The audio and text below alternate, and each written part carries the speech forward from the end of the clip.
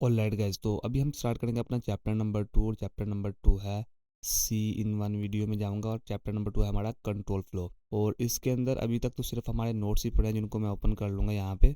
और इनको ओपन करते ही मुझे कुछ इस तरह के नोट्स नज़र आएंगे और अभी क्या करूँगा, मैं इनको पढ़ूंगा। Control flow a beginners guide. और ये क्या कह रहे हैं हमें, in the previous chapter we learn how to make C basic program. In this chapter, we will learn how to make our program more advanced by making decision repeating code। तो अभी इस चैप्टर में हम क्या पढ़ेंगे, पिछले chapter में हमने बेसिक सी प्रोग्राम लिखना सीखे, लेकिन इस चैप्टर में हम अपने प्रोग्राम्स को मोर एडवांस्ड करेंगे। किन चीज़ों का यूज़ करते हुए, एक तो हम डिसीजन बनाएंगे अपने प्रोग्राम को यूज़ करते हुए। डिसीजन किस तरह के बनाएंगे कि our program can make choices based on certain conditions, कि जो हमारा प्रोग्राम है वो चॉइस बेस्ड डिसीजन ले सकता है सर्टेन कंडीशंस के लिए। जिस तरह मैं कहता हूँ यार, अगर गर्मी आती है तो मैं जाऊँगा कहाँ पे, मैं जाऊँगा श्रीनगर जाऊँगा। मैं इस तरह की कोई चीज़ ऐड कर लेता हूँ कि जी मैं सैर करने को निकलूँगा। और अगर गर्मी नहीं आती तो फिर क्या होगा, मैं अपने घर आराम करना ही बेहतर समझूंगा, क्योंकि मुझे जाने की ज़रूरत है ही नहीं कहीं बाहर। तो इस तरह की मैं कुछ कंडीशंस बना सकता हूँ। या फिर मैं कहता हूँ जी, अगर बारिश आती है तो मैं उसमें नहाऊंगा, अगर नहीं आती तो फिर मैं अपने शावर के नीचे नहाऊंगा। तो ये भी एक कंडीशन है। तो इस तरह चॉइस बन गई। या फिर मैं ये बोलता हूँ कि ये ड्रेस है, या जिस तरह मेरे पास ड्रेस पड़े है, मैं जैकेट पड़ी है एक, और एक मेरे पास क्या पड़ी है, कोई टी शर्ट पड़ी है। मैं कहता हूँ जी जैकेट मैं तब पहनूंगा जब मेरे पास जी सर्दी आएगी, और अगर सर्दी नहीं आती तो फिर क्या होगा, मैं टी शर्ट पहनूंगा। तो इस तरह के मैं डिसीजन बना सकता है, चॉइसेस बेस पे डिसीजन ले सकता हूँ। तो इस तरह के हम प्रोग्राम लिखेंगे, बहुत ही इंटरेस्टिंग। और ये चैप्टर बहुत ही इंटरेस्टिंग होने वाला है यार। इसमें उसके बाद जो आती है चीज़ वो है रिपीटिंग कोड, कि हम क्या कर सकते हैं, अपने कोड को रिपीट कर सकते हैं। We can run a section of code multiple time using loops. मतलब जो लूप्स है ना यार, ये हमारी जिंदगी में बहुत आराम लेके आने वाली हैं। ये हमारी जिंदगी को आसान कर देने वाली हैं बिल्कुल। अभी रिपीटिंग कोड में क्या होगा कि यार, अगर कोई बोले हमें कि यार जो जिस तरह हमने हेलो वर्ल्ड लिखा था ना, तो कोई बोले हमें कि यार तूने हेलो वर्ल्ड को प्रिंट करवाना है 100 मरतबा या 1000 मरतबा। तो अगर अभी तक के नॉलेज को जो हमने सीखा नॉलेज, उसको मतलब करके अगर करना चाहें तो हम क्या करेंगे, हम यहाँ पर एक फाइल क्रिएट करेंगे और 10 दफ़ा 20 दफ़ा और अगर जितनी मतलब 100 दफ़ा चाहे तो हम प्रिंट ऑफ स्टेटमेंट को कॉपी करके पेस्ट करते जाएंगे और 100 दफ़ा अपनी प्रिंट ऑफ स्टेटमेंट को लिखेंगे। लेकिन ये कोई अच्छी प्रैक्टिस नहीं है और ये बहुत ज़्यादा टाइम खर्च करने वाली है। तो इसकी जगह पे जो हमारे पास सोल्यूशन आता है ना, वो होता है लूप का। ठीक है, और लूप की मदद से क्या कर सकते हैं, हम लूप की मदद से सिर्फ चंद लाइनों में हम अपनी चीज़ों को सेट कर सकते हैं कि ये इतनी दफ़ा रिपीट होंगी। ठीक है, किसी ब्लॉक ऑफ कोड को सेट कर सकते हैं कि ये इतनी दफ़ा रिपीट होगा। तो ये हमारे पास लूप्स इस तरह से काम करती हैं। खैर, जब इसको पढ़ेंगे तो फिर बहुत ज़्यादा डिटेल में डिस्कशन करेंगे इस पे। लेकिन अभी क्या आता है, अभी आप ये देखोगे, by the end of this chapter we will be able to write more exciting program. Let's get started. तो सबसे पहले, अगर यार आप मेकिंग डिसीजन जो हमारे पास आता है, पहले डिसीजन बनाना सीखना चाहते हो अपने प्रोग्राम में, तो आपको दो तीन चीज़ों की पहले समझ होना ज़रूरी है। पहली जो आती है हमारे पास वो होती है बुलियंस। अभी जो बुलियंस हैं ये क्या करते हैं, Boolean understanding the basic, Boolean की ज़रा बेसिक्स को समझते हैं। Before we move to decision making and loops, we need to learn about a new data type in C programming called booleans। तो हमें booleans को समझना पड़ेगा। अभी क्वेश्चन ये है कि what are booleans, booleans क्या हैं। तो आप boolean is a data type that only have two values, true or false। in C programming we use the keyword bool to represent booleans. तो हमारे पास यहाँ पे जो बूलियंस हैं वो क्या करते हैं, दो ही वैल्यू को रिटर्न कर सकते हैं। पहली होती है ट्रू और दूसरी होती है फॉल्स। मतलब यही कह सकते हो ना कि बूलियन क्या है, बूलियन ट्रू या फॉल्स को रिटर्न करते हैं। ठीक है, ये इसमें मुझे कोई इसके अलावा सिंपल इसको करने की जरूरत नहीं है, ये पहले ही बहुत सिंपल है। और सी प्रोग्रामिंग में हम बुलियन को अगर यूज़ करना चाहते हो तो किससे कर सकते हैं, बुल कीवर्ड से। जहाँ भी हम बुलियन को यूज़ करना चाहते हो तो हम बुल कीवर्ड से यूज़ करेंगे। और इनको यूज़ करने के लिए ना हमें एक लाइब्रेरी इंक्लूड करनी पड़ती है, और वो कौन सी है, STD standard Boolean dot H library होती है असल में। तो इसको देखते हैं हम। असल में ये सारी चीज़ें प्रैक्टिकल करके भी देखेंगे, अभी आपने परेशान नहीं बिल्कुल भी होना। Important things to remember.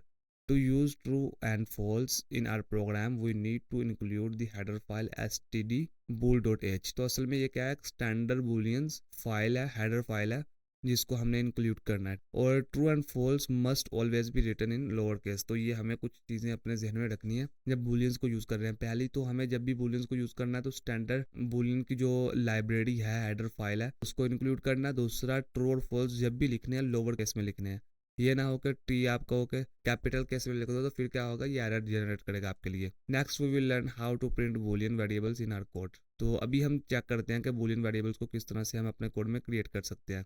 और इससे पहले देखो कि printing boolean variables, when printing boolean variables in C, they are shown as numbers. Here is how they are represented. False is represented by 0, true is represented by 1. या फिर कोई भी आप ये आसान अगर आप अल्फाज में से कहना चाहो तो फिर ट्रू किसी भी उस नंबर से रिप्रेजेंट किया जाता है जो जीरो नहीं है, ठीक है। जीरो के अलावा जितने भी नंबर हैं आए तो वो क्या होंगे, आपके पास ट्रू होंगे। वो used percentage D format specifier to print boolean values. तो हम इसके लिए बूलियन वैल्यूज के लिए परसेंटेज डी का यूज़ करते हैं। अभी मैं यहाँ पर एक पहला प्रोग्राम लिखूँगा bool.c, और इसके अंदर हम क्या करेंगे, सबसे पहले तो अपनी वही कोड ले आएंगे। और यहाँ पर एक मैं चीज़ बताना चाहता हूँ, यहाँ पे यार मेरे एक शॉर्टकट था जो कि मैंने आपको शुरू में नहीं बताया, और उसके ना बताने की एक रीज़न थी। अभी क्या करेंगे, हम ये शॉर्टकट क्रिएट कर लेते हैं जल्दी से। यहाँ पर आपने आना है, और इससे फ़ायदा क्या होगा, पहली बात तो ये असल में ये स्निपेट होते हैं, कोड स्निपेट्स होते हैं, यूज़र स्निपेट्स बोल रहे हैं आप इनको, ठीक है। तो इससे क्या होता है कि हम कोई एक स्पेसिफिक शॉर्टकट सेट कर लेते हैं कि जब हम ये चीज़ एंटर करेंगे तो ये हमारे पास पूरा इस तरह का प्रोग्राम आ जाए। तो अभी जिस तरह हमारे पास यूज़र स्निपेट्स आते हैं, और इसके ऊपर मैं क्लिक करूंगा, और इसके बाद आपने क्या करना है, यहाँ पे फाइंड करना है सी कहाँ पे मिल रही है आपको, ठीक है। या फिर आपने इस तरह से सर्च कर लेना है। तो आपने किस पे क्लिक करना है, सी डॉट जेसन पे। और जिस तरह आप इस पे क्लिक करोगे तो आपके सामने कुछ इस तरह से आएगा, लेकिन आपके सामने ये सारी चीज़ें क्या हुई होंगी, कमेंट हुई होंगी। तो मेरे पास ये पहले से क्रिएट था, अभी इस वजह से मेरे पास इस तरह से आ नहीं रहा, लेकिन आपके पास सारी चीज़ें इस तरह से क्रिएट हुई होंगी। तो आपने क्या करना है, कमेंट हुई होंगी तो आपने ने इस तरह से कर लेना, कमेंट से हटा देना। उसके बाद यहाँ पे क्या आता है, यहाँ पे आपसे सबसे पहले ये पूछता है कि प्री फिक्स सेट करो यार। तो आप प्री फिक्स सेट कर सकते हो सी कोड। मैंने यहाँ पे किया हुआ है, मतलब इसका ये हुआ कि जब भी मैं यहाँ पे आऊँगा, और इसको मैं पूरे को हटा के ज़रा दोबारा से लिख के दिखाता हूँ आपको, कि जब भी मैं आऊँगा यहाँ पर सी कोड लिखूँगा और एंटर मारूंगा तो मेरे पास ये पूरी जो बॉयलर प्लेट असल में बोलते हैं इसको, ये आ जाएगी। तो यहाँ पे मैंने सी कोड लिखा तो सिर्फ ये मेरे पास सारा जो बेसिक कोड था वो आ गया। उसके बाद बॉडी में जो आप चीज़ें चाहते हो वो लिख देनी है। तो बॉडी में क्या चाहता हूँ मैं, बॉडी में चाहता हूँ कि सबसे पहले तो मेरे पास एक हेडर फाइल आए, हैश इंक्लूड डॉट, तो कुछ नहीं आएगा, हैश इंक्लूड stdio.h, ठीक है।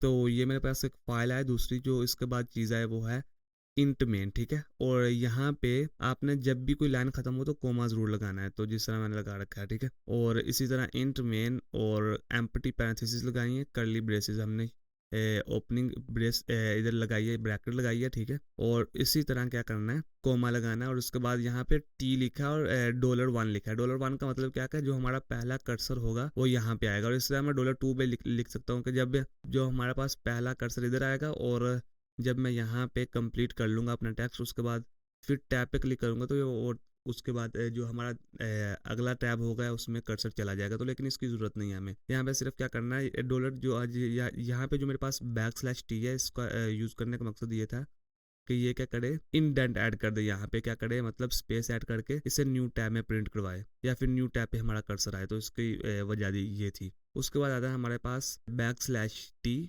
और रिटर्न आता है, ठीक है। रिटर्न 0 भी हमने प्रिंट करवाया।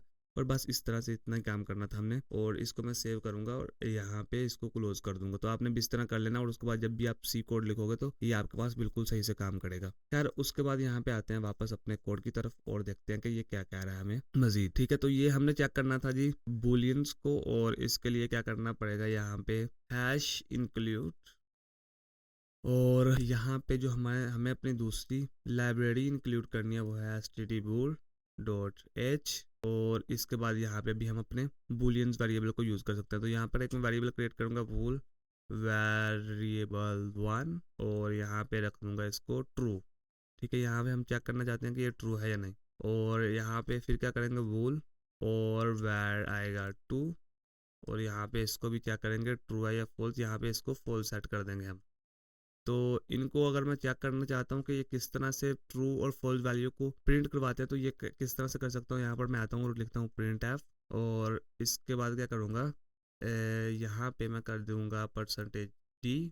और जब भी आप बूलियन वेरिएबल्स को प्रिंट करवाना चाहते हो ना, तो बूलियन असल में डाटा टाइप है आपके पास। तो जो भी आप वेरिएबल क्रिएट करो बूलियन डाटा टाइप के साथ, तो अगर उनको आप प्रिंट करवाना चाहते हो तो क्या करना पड़ेगा, %d लिखना पड़ेगा आपको, और उसके बाद वही कोमा लगा के नेम लिख देना है आपने। तो यहाँ पर मेरे पास है var1, तो वो लिख दूंगा यहाँ पे मैं var1, और इसके बाद सेमी कोलन लगाना है यार। सेमी कोलन लगाने के बाद यहाँ पे फिर से प्रिंट एफ लिखूंगा मैं, और उसके बाद क्या आएगा परसेंटेज डी वैर टू, और इसके साथ हमारा काम होगा कंप्लीट।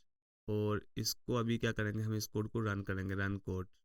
तो अभी यहाँ पे डिबग कंसोल को मैं क्या करूँगा, क्लोज कर दूंगा। और यहाँ पे क्या करेंगे कि ये क्या कर रहा है, ये 10 को प्रिंट करवा रहा है, आपको 10 लग रहा है लेकिन ये 1 और 0 है। आप बोलोगे 1 और 0 ही है, हमने कब कहा है कि डायरेक्ट 10 है, 1 और 0 तो 10 होता है, लेकिन असल में क्या किया इसने, ऊपर वाले के साथ 1 प्रिंट करवाया जहाँ पे वैल्यू ट्रू थी, और जहाँ पे वैल्यू फॉल्स थी, वेरिएबल 2 हमने फॉल्स के इक्वल रखा था, तो इसने 0 प्रिंट करवाया। लेकिन हमने यहाँ पे बैक स्लैश एन का यूज़ नहीं किया था, तो उसने सेम ही लाइन में प्रिंट करवा दिया। तो अभी दोबारा से करते हैं हम बैक स्लैश एन का यूज़ करके। तो यहाँ पे जो हमारे पास पहली लाइन है उसमें आ रहा है ट्रू, और दूसरी लाइन में आ रहा है फॉल्स। तो अब जब भी हमारे पास बूलियन वेरिएबल्स को यूज़ करते हुए 1 आए तो आपको समझ आ जाना चाहिए कि हमारा आंसर क्या है, ट्रू। और अगर 0 आए तो आपको समझ आ जाना चाहिए कि हमारा जो आंसर है वो क्या है, फॉल्स। ठीक है, तो इस तरह से जो आपके पास ट्रू और फॉल्स काम करते हैं। और उसके बाद यहाँ पे आते हैं हम और देखते हैं कि अगली चीज़ क्या आ रही है। तो इनकी मदद से यार आप वैल्यूज़ को कंपेयर कर सकते हो, comparing values and variables, values और वेरिएबल्स को कंपेयर कर सकते हो। Sometimes in C programming we need to compare values or variables to make decision.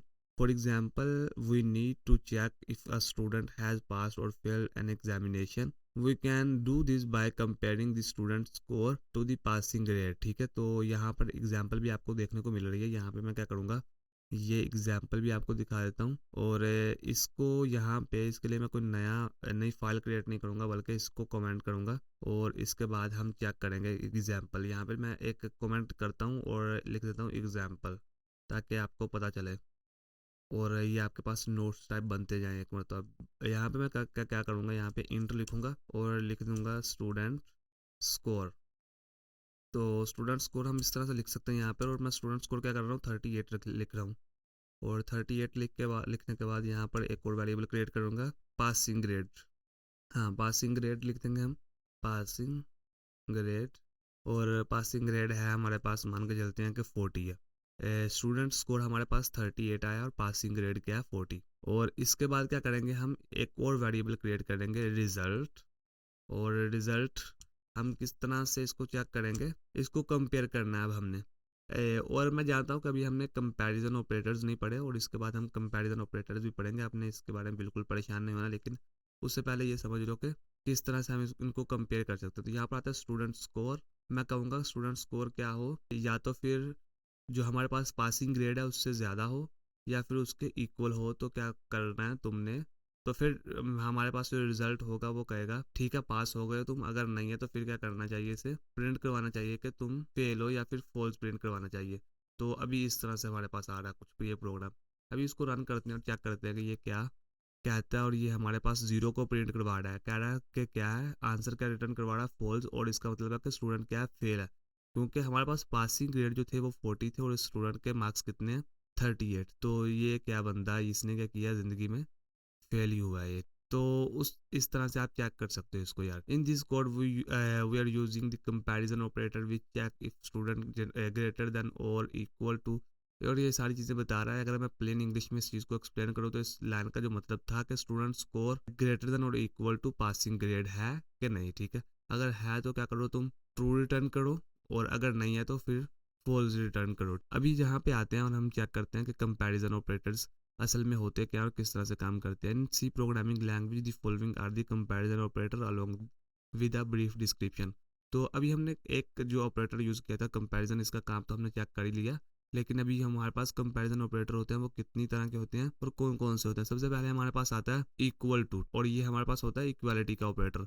अभी यहाँ पर ना बहुत सारे लोग कंफ्यूज होते हैं इस चीज़ को लेके कि ये जो हमारे पास सिंगल इक्वल होता है ना, इसी को इक्वल टू का या इक्वालिटी का ऑपरेटर समझ रहे होते हैं। लेकिन ये असल में बिल्कुल भी इक्वालिटी का ऑपरेटर नहीं, ये असाइनमेंट ऑपरेटर है का आपके पास, जो कि वैल्यूज असाइन करता है वेरिएबल को। और जो हमारे पास इक्वल टू का ऑपरेटर होता है वो डबल इक्वल से शो किया जाता है। और ये क्या करता है, return true if the operands are equal. और नॉट इक्वल टू क्या करता है, return true if the operands are not equal. और ग्रेटर देन क्या करता है, return true if the left operand is greater than the right operand. यार यहाँ पर एक चीज़ आप और देख रहे होगे कि बार बार एक जो चीज़ आ रही है वो है ऑपरेंड्स, लेकिन आपको तो नहीं पता कि ऑपरेंड्स क्या है। और आपको ये भी नहीं अभी हाँ ऑपरेटर्स का तो पता ही है, लेकिन ऑपरेंड्स का आपको शायद ना पता हो तो ऑपरेंड्स किसे बोलते हैं यहाँ पर, या जो आपके पास इक्वल इक्वल आ रहा है ना, तो ये क्या असल में ऑपरेटर है, ठीक है। लेकिन जो दो वैल्यूज होंगी जिस तरह 38 और यहाँ पर 40 है, तो 38 और 40 हमारे पास हैं ऑपरेंड जिनके ऊपर ऑपरेटर को अप्लाई किया जा रहा है और जिसकी वजह से ऑपरेशंस परफॉर्म पा रहे हैं। जिस तरह हमारे पास ग्रेटर देन और इक्वल है, यहाँ पे ये हैं ऑपरेटर्स, ठीक है। तो वो वाली वैल्यूज जिनके ऊपर ऑपरेटर्स को अप्लाई किया जा रहा होता है उनको बोलते हैं ऑपरेंड। उसके बाद आता है ग्रेटर देन, और ग्रेटर देन हमने देख लिया कि क्या करता है, तब ट्रू रिटर्न करता है जब हमारे पास लेफ्ट ऑपरेंड वो क्या हो, राइट ऑपरेंड से बड़ा हो। और लेस देन में क्या होता है, बिल्कुल इसके उलट हो जाता है, return true if the left operand is less than to the right operand. और ग्रेटर देन और इक्वल टू में क्या होता है कि return true if the left operand is greater than और equal to the right operand, या तो फिर जो लेफ्ट ऑपरेंड है वो उसके इक्वल हो राइट ऑपरेंड के, या फिर उससे बड़ा हो। तो ये चीजें जरूरी हैं इसमें। उसके बाद लेस देन और इक्वल टू का ऑपरेटर, इसमें क्या आता है, return true if the left operand is less than और equal to the right operand. लेकिन यहाँ पर एक इंपॉर्टेंट नोट आ रहा है, the comparison operator return a boolean values of either zero और फॉल्स और वन, ठीक है। या तो हमारे पास जीरो आ सकती मीन फॉल्स, और या फिर वन आ सकती जिसका मतलब है कि ये वैल्यू ट्रू है। तो अभी हम यहाँ पर हर एक जो ऑपरेटर है इसको डिटेल में समझेंगे। और यहाँ पे क्या करने वाला हूँ, मैं यहाँ पे लगाने वाला हूँ एक नई फाइल बनाने वाला हूँ और इसका नाम मैं रखूँगा कंपैरिजन ऑपरेटर आ जाएगा यहाँ पे, और dot C, comparison operator dot C. और जल्दी से हम यहाँ पर अपनी बॉयलर प्लेट लेके आएंगे। और बॉयलर प्लेट लाने का तरीका बहुत ही सिंपल है, सी कोड लिखो यहाँ पे अगर आपने पीछे क्रिएट कर लिया अच्छे से। और उसके बाद यहाँ पे क्या करना है, हमने यहाँ पे आके एक वेरिएबल क्रिएट करूँगा मैं, इंट, और ये होगा हमारा नंबर 1, और इसको किसके इक्वल रख देंगे हम, 10 के इक्वल रख देंगे, और यहाँ पर सेमी कोलन लगाएंगे। उसके बाद नंबर 2 आएगा, और इसको किसके इक्वल रखेंगे, 20 के इक्वल रखेंगे। और उसके बाद इसको प्रिंट करवाना है हमने, ठीक है। तो प्रिंट किस तरह से करवाएंगे हम, प्रिंट एफ का यूज़ करके प्रिंट करवाएंगे। और इससे पहले मैं एक चीज़ आपको बता देना चाहता हूँ कि ये जो हमारे पास असल में है ना, इनको कंपेयर करने जा रहे हैं अभी हम। लेकिन इससे पहले आप ये चीज़ समझो कि जो हमारे पास नंबर 1 है वो किसके इक्वल है, नंबर 1 इज इक्वल टू है किसके, 10 के, इज इक्वल टू 10। और अभी हम चेक करेंगे कि क्या है सही सही से इस काम भी करता है या नहीं। तो हम यहाँ पे क्या करेंगे, यहाँ पे परसेंटेज लिखेंगे डी, और उसके बाद यहाँ पे नंबर 1 लिखेंगे, और यहाँ पे हम वैल्यूज़ को कंपेयर करना चाहते हैं असल में। तो इनको कंपेयर करने के लिए यहाँ पे डबल मैं इक्वल लाऊंगा, और यहाँ पे क्या करेंगे हम चेक करेंगे कि ये 10 के इक्वल है या नहीं। और इसी तरह हम क्या करेंगे, इसी लाइन को दोबारा से कॉपी करके यहाँ पे करेंगे प्रिंट, और नंबर 1 को ही चेक करेंगे, बल्कि नंबर 2 ने लिखेंगे, अभी नंबर 1 को ही चेक करेंगे, और ये देखेंगे कि 20 के इक्वल है या 10 के, और ये हमारा प्रोग्राम हमें क्या बताता है ये हमें देखना है। और इसके बाद हम चेक करेंगे जो नंबर 2 है वो क्या देंगे, नंबर 2 जो है हमारा वो किसके इक्वल है, नंबर 2 इज इक्वल टू 10 नहीं बल्कि 20 है। और इसके बाद हम प्रिंट करेंगे, प्रिंट एफ लिखेंगे और परसेंटेज डी करके नंबर 2 को हम बोल देंगे 20 के इक्वल, लेकिन पहले 10 लिखेंगे। और उसके बाद इसी लाइन को दोबारा से कॉपी करेंगे और यहाँ पे लिखेंगे 20। और हम चेक करेंगे कि यहाँ पे नंबर जो नंबर 1 है वो 10 के इक्वल है। और ये हमारे पास जो पहली वैल्यू है, जो पहली स्टेटमेंट है वो ट्रू होनी चाहिए, क्योंकि नंबर जो हमारे पास 1 है वो 10 के इक्वल है। और जो दूसरी है वो फॉल्स होनी चाहिए, मतलब पहली को 1 रिटर्न करना चाहिए, दूसरी को 0 रिटर्न करना चाहिए। इसी तरह दूसरी अगर मैं बात करूँ, जो हमारा दूसरा पार्ट है, इसमें जो पहली स्टेटमेंट है वो है फॉल्स और दूसरी क्या है, ट्रू। और पहली को 0 रिटर्न करना चाहिए, दूसरी को 1 रिटर्न करना चाहिए। लेकिन हम चेक करेंगे कि क्या ये वाकई इस तरह से सारी चीज़ें कर रहा है या नहीं। तो यहाँ पे बिल्कुल इसने इसी तरह किया, पहली स्टेटमेंट ने 1 रिटर्न किया, दूसरी ने 0 किया, क्योंकि वो इक्वल नहीं है। तीसरी ने भी 0 किया, और चौथी ने भी 1 किया, क्योंकि वो इक्वल है, नंबर 2 20 के इक्वल है, ठीक है। तो ये इस तरह से असल में काम करता है। उसके बाद नॉट इक्वल टू ऑपरेटर देख लेते हैं। यहाँ पे क्या करूँगा यार, यहाँ पे मैं अभी एक शॉर्टकट का यूज़ करूंगा, और इससे पहले मैंने कॉपी लाइन डाउन कोई शॉर्टकट का यूज़ किया, और ये मैं आपको दोबारा से बता देता हूँ, मैं पहले भी शायद बता रखा है। कीबोर्ड शॉर्टकट्स में अगर मैं आऊँ और यहाँ पे आके सर्च करूँ कॉपी लाइन डाउन, तो किस तरह से आप कॉपी लाइन डाउन कर सकते हो। यहाँ पे कंट्रोल एन से मैंने सेट कर रखा है अपना जो शॉर्टकट है, ठीक है। तो आप यहाँ पे क्या कर सकते हो, पेंसिल बटन पे क्लिक करके अपना शॉर्टकट सेट कर सकते हो। ये जो आपको पेंसिल बटन मिल रहा है ना साथ, इस पर क्लिक करके अपना शॉर्टकट सेट कर सकते हो, जिस तरह मैंने यहाँ पे किया कंट्रोल एन। तो आप भी इस तरह का जो भी चाहते हो वो शॉर्टकट सेट कर लेना। तो अभी मैं आता हूँ दोबारा से कंपैरिजन ऑपरेटर की तरफ, और यहाँ पे एक मेरे पास और शॉर्टकट है, वो क्या है, मल्टी कर्सर मैं सिलेक्ट कर सकता हूँ वन टाइम में, और मल्टीपल जो मेरे पास प्लेसेस हैं उन पे मैं एक ही टाइम पे चेंजेस कर सकता हूँ। यहाँ पे जब मैं अपने जो ओल्ट है अपने कीबोर्ड में मेरे पास जो की है, इसको आपने होल्ड करके रखना है, और अपने जो माउस है, जो माउस पैड है, उस पे जहाँ जहाँ आप क्लिक करते चले जाओगे तो ये क्या करेगा, ये इन सबको सिलेक्ट कर देगा। और यहाँ पे भी मैं क्या करूँगा, जो डबल इक्वल था उसको हटा दूंगा एक को, और इसकी जगह पे नोट इक्वल टू लिख दूंगा, एक्सक्लेमेशन मार्क से नोट इक्वल टू आता है। अभी ये कब वैल्यूज ट्रू रिटर्न करेगा, जब ये हमारे पास इक्वल नहीं होगा तो क्या करेगा, ट्रू रिटर्न करेगा, और जब इक्वल होगा तो फॉल्स रिटर्न करेगा। तो असल में क्या होगा, ये उलट हो जाएगा। अभी शुरू में से क्या करना चाहिए, जीरो रिटर्न करना चाहिए, और आखिर में भी जीरो रिटर्न करना चाहिए, और जहाँ पे इसने पहले जीरो जीरो रिटर्न किया था, अभी उसको यहाँ पे वन रिटर्न करना चाहिए, क्योंकि वो अभी ट्रू है। तो अभी यहाँ पे चेक करते हैं कि ये वाकई इसी तरह कर रहा है। तो बिल्कुल इसी तरह कर रहा है, आप देखो यहाँ पे पहले इसने जीरो रिटर्न किया, उसके बाद वन किया, उसके बाद वन किया, और उसके बाद जीरो किया। क्योंकि यहाँ पर अगर मैं चेक करवाऊँ आपको, तो ये जो हमारे पास पहली स्टेटमेंट है वो क्या है, ट्रू नहीं है, और दूसरी जो हमारे पास स्टेटमेंट है वो है ट्रू। और वो ट्रू किस तरह, हम यही तो बोल रहे हैं ना असल में। अगर मैं इसी को प्लेन इंग्लिश में बोलूँ तो हम बोल रहे हैं number one is not equal to 20, और वो बोला बिल्कुल यार तुम सही बोल रहे हो, ठीक है। और अगर मैं बोलूँ कि number one is not equal to 10, तो बोलेगा गलत बोल रहे हो यार तुम, नंबर वन तो 10 के ही इक्वल है, ठीक है। तो इस तरह से ये काम करते हैं असल में आपके पास जो नॉट इक्वल टू ऑपरेटर होता है, ठीक है, कंपैरिजन ऑपरेटर होता है, ठीक है। उसके बाद क्या करेंगे, उसके बाद हम चेक करेंगे जो हमारे पास लेस देन और इक्वल या फिर ग्रेटर देन जो ऑपरेटर होता है वो किस तरह से काम करता है। तो अभी फिर से मैंने कर्सर इसे कर लिया, और यहाँ पे भी मैं ग्रेटर देन लगाऊंगा, साइन ग्रेटर देन का साइन लगाऊंगा। अभी इसमें क्या होना चाहिए था, हमारे पास जो नंबर जो लेफ्ट साइड है वो राइट साइड से ग्रेटर होनी चाहिए थी, या फिर नहीं, हाँ सिर्फ ग्रेटर होनी चाहिए थी। लेफ्ट साइड राइट साइड से ग्रेटर होनी चाहिए थी, तभी ये ट्रू रिटर्न करेगा। तो हम चेक करते हैं पहले में है या नहीं इस तरह का कोई सीन। तो पहले में तो बिल्कुल कोई इस तरह का सीन नहीं है, नंबर वन 10 के इक्वल है, तो ये क्या करेगा, फॉल्स रिटर्न करेगा, मतलब जीरो आना चाहिए इसका नंबर। फिर जो हमारे पास दूसरी स्टेटमेंट इसमें क्या है, नंबर वन, तो ये तो सवाल ही पैदा नहीं होता कि 10 20 से बड़ा हो जाए। तो उसके बाद नंबर टू की अगर बात करूँ, 20 10 से बड़ा है, बिल्कुल यहाँ 20 10 से बड़ा है, तो ये ट्रू रिटर्न करेगा, और 20 20 के इक्वल है, ये भी फॉल्स रिटर्न करेगा, बड़ा नहीं है, ठीक है। और यहाँ पे मेरे पास ना बहुत ही ज़्यादा सिस्टम ख़राब हो गया कंपाइलर में, तो दोबारा से कोड को रन करूँगा मैं यहाँ पे। इस एक दफ़ा मैंने इसको डिलीट करके क्लियर कर लिया था सारे को। तो अभी जब मैं दोबारा से इसको रिटर्न करवाता हूँ, इसको एग्जीक्यूट करवाता हूँ, तो यहाँ पे कह रहा है पहली जीरो आ रही है मेरे पास, दूसरी भी जीरो फाइल जीरो रिटर्न करवा रहा है, और तीसरी स्टेटमेंट को ट्रू कह रहा है, जिस तरह हमने पहले बात की थी कि इसको ट्रू ही रिटर्न करवाना चाहिए, ठीक है।